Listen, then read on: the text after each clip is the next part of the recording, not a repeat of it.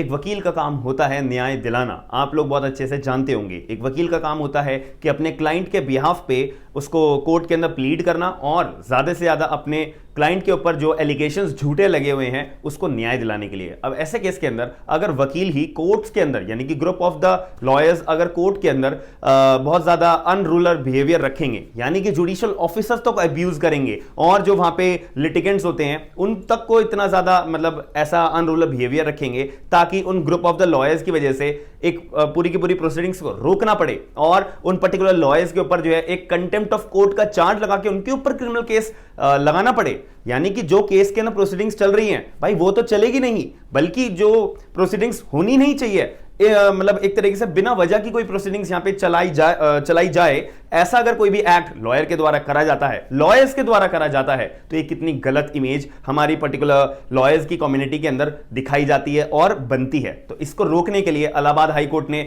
खुद यहां पे सामने आके सुओ मोटो एक केस को अपने हाथ में लिया है। सुओ मोटो का मतलब आप लोग जानते होंगे, जहां पर किसी के द्वारा कंप्लेंट नहीं करी जाती, कोर्ट अपना खुद जुडिशियल माइंड अप्लाई करके देखता है कि हाँ यार यहां पे गलत हो रहा है, यहां पर हमारे को बीच में उतरना जरूरी है, तो यहां पे कोर्ट बीच में खुद उतरता है, खुद मुद्दे को अपने पास बुलाता है और उसकी सुनवाई करता है। इसको बोलते हैं सुओ मोटो। अब ऐसे केस में इलाहाबाद हाई कोर्ट के सामने एक मुद्दा ऐसा आया जहां पे कोर्ट को खुद सुओ मोटो लेना पड़ा, क्योंकि यहां पे कोई सिचुएशन कंट्रोल में आ ही नहीं रही थी केवल और केवल 50 लॉयर्स की वजह से, और उन 50 लॉयर्स में से 6 वकीलों का तो लाइसेंस भी कैंसिल कर दिया है इलाहाबाद हाई कोर्ट ने। अब यहां पे दो मुद्दे सामने आते हैं कि अगर यहां पे ऐसा कोई भी लॉयर्स के द्वारा ऐसे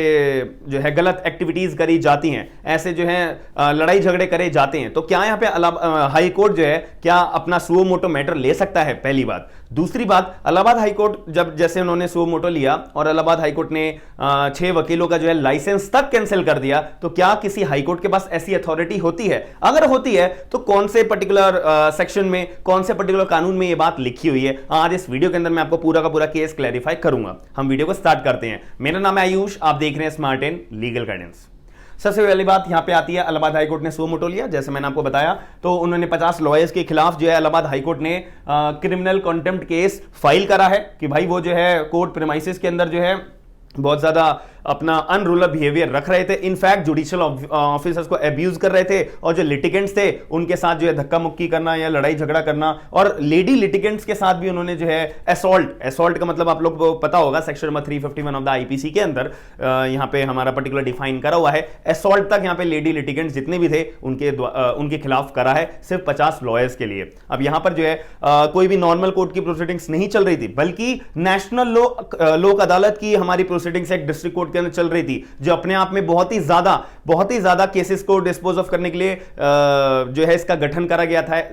गया है लोक अदालत का, जिसमें जितने भी लोग हैं उनको रिलीफ जल्दी मिले, उनको जो है जल्दी केस का डिस्पोज ऑफ हो पाए, इसलिए लोक अदालत वैसे ही इतनी कम लगती है, और जिस दिन लगी है उस दिन जो है वकीलों ने इतना ज्यादा जो है यहां पर जुडिशियल ऑफिसर के साथ अब्यूज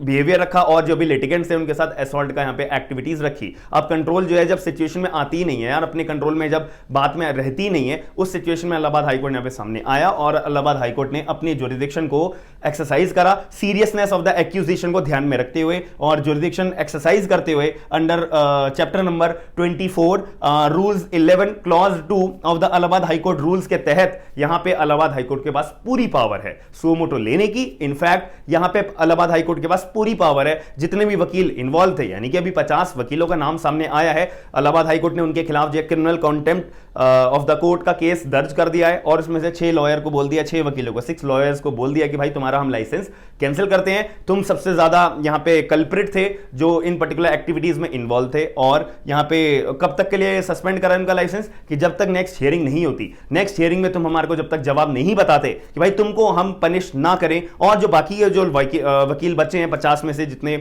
हमारे वकील बच्चे हैं, उनको नोटिस भेजा है कि भाई आप लोग हमें बताओ कि हम तुम्हारे को क्यों पनिश ना करें। तो यहाँ पर जो है नेक्स्ट हियरिंग की तारीख जो है 19 अक्टूबर 2022 की रखी हुई है। तो यहाँ पर मैं आप लोगों को यही शिक्षा या यही एक सजेशन देना चाहूंगा कि अगर कोई भी कोर्ट की प्रोसीडिंग्स चल रही होती है, नेशनल लोक अदालत अपने आप में सबसे बड़ी हमारी प्रोसीडिंग्स मानी जाती है, वैसे इतनी कम लगती है और वैसे इतने ज्यादा केसेस यहाँ पे होते हैं सॉल्व करने के लिए, क्योंकि बहुत सारे लोग मांगने आते हैं अपना न्याय हमें मिले, हमारा केस जल्दी जल्दी डिस्पोज ऑफ हो। तो ये सीधा मेथड उन्होंने निकाला और उसी टाइम जो है गलत यहाँ पे एक्टिविटीज करी गई हैं वकीलों के द्वारा, तो ये गलत बात है। तो आप लोग ऐसी एक्टिविटीज में इन्वॉल्व ना रहो। अगर इलाहाबाद हाईकोर्ट के जैसे हाईकोर्ट के कंसर्न हाईकोर्ट के अंदर जुरिडिक्शन में अगर आप आते हो तो उन पर्टिकुलर हाईकोर्ट के पास पूरी पावर है, सुओ मोटो लेने की भी पूरी पावर है आपका लाइसेंस तक सस्पेंड करने के लिए। तो अगर आपको वीडियो के अंदर कुछ जानकारी समझ में आई है तो आप मेरी वीडियो को लाइक जरूर करिएगा। अगर आप लोगों की कोर्ट्स के अंदर भी अगर ऐसी कोई सिचुएशन क्रिएट होती है तो आप लोग मुझे कमेंट बॉक्स के अंदर अपने कोर्ट का जुरिडिक्शन बताइएगा